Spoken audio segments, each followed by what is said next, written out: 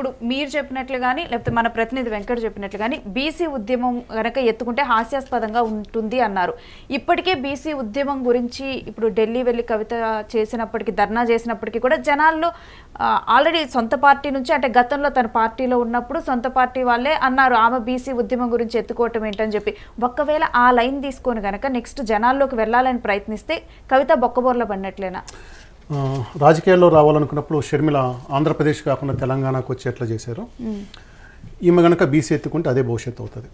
ఒక ఎన్నికల్లో లేక ఎన్నికలు పోకముందుగా నా ఎజెండా ఫెయిల్ అయిపోతుంది, అటర్ ఫ్లాప్ అవుతుంది. ఆ సభలకి బీసీ సమీకరణ కోసం మళ్ళీ ఆర్థిక వనరులు సమకూర్చుకొని జనాలు తోలుకోవాల్సి వస్తుంది, స్వచ్ఛందంగా వచ్చేది లేదు.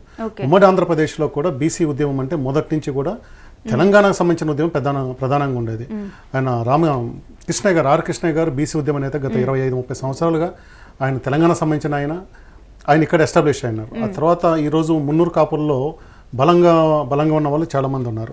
తర్వాత గౌడ్స్ నుంచి పొన్నం ప్రభాకర్ గౌడ్ గారు కాంగ్రెస్ గవర్నమెంట్లో ఉన్నారు. అట్లాగే ముదిరాజులు ఈటల రాజేందర్ పెద్ద నాయకులు ఉన్నారు.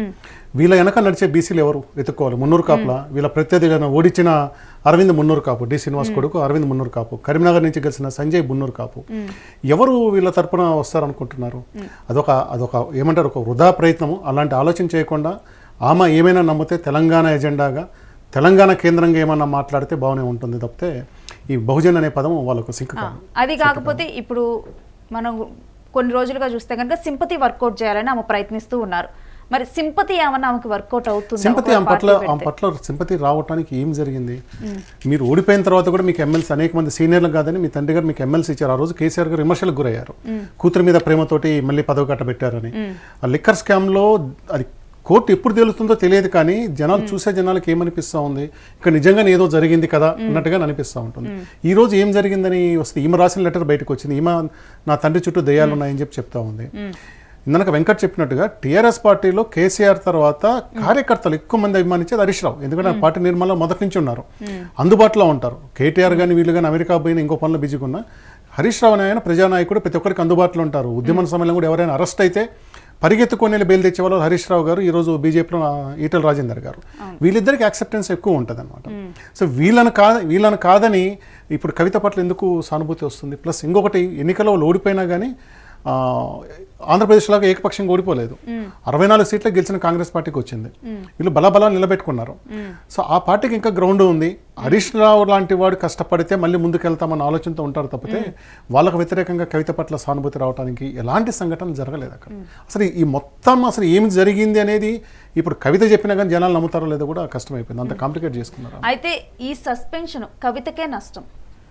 ఖచ్చితంగా కుటుంబం నుంచి ఓడిపోయినా, లేకంటే అంత బలమైన పార్టీ నుంచి ఓడిపోయినా ఆమెకు రాజకీయ ఆలోచన ఉంటే రాజకీయంగా నష్టమే. కుటుంబం ఎంతైనా కానీ మానసికంగా ఇబ్బంది పడతారు. ఇలాంటి దశలు అంటే మనం ఇబ్బందిలో ఉన్నప్పుడు మన మీద అధికారం పార్టీ కుంభకోణాలు జరుగుతున్నాయి, సిబిఐ ఇస్తున్నాను అన్నప్పుడు వాళ్ళు చెప్పే ఆరోపణలకు బలం చేకూర్చే విధంగా మాట్లాడటం అనే దాని మీద కుటుంబం బాధపడుతుంది. బాధపడకుండా ఎలా ఉంటుంది? సో కుటుంబం కూడా కొంత మానసికంగా దూరం అవుతారేమో. అంటే ఈ ఇంపాక్ట్ జనాల మీద కూడా ఉంటుందా? ప్రజల మీద పెద్దగా ఉండదండి. కవిత ఏ రోజు కూడా గ్రౌండ్ లెవెల్లో చేసిన రాజకీయాలు కదా, జాగృతి ఉద్యమంలో భాగంగా ఉన్నారు. కానీ అంటే ఓట్స్ విషయంలో కాకపోయినా కానీ ఇప్పుడు బీఆర్ఎస్ పార్టీ వీక్ అయిపోయిందని అట్లా అంత ఏమీ ఉండదు. కేసీఆర్ ఉన్నంత కాలము ఆ పార్టీ బలంగానే ఉంటుంది. మొదటి నుంచి చెప్పేవాళ్ళు హరీష్ రావు పార్టీని జీలుస్తాడు, లేదంటే కేటీఆర్ సీఎం, ఇవన్నీ ఉంటాయి. అవన్నీ దాటుకుని ఆ పార్టీ ఇంతకాలం నిలబడింది. సో ఇప్పుడు కవిత పోవటం వల్ల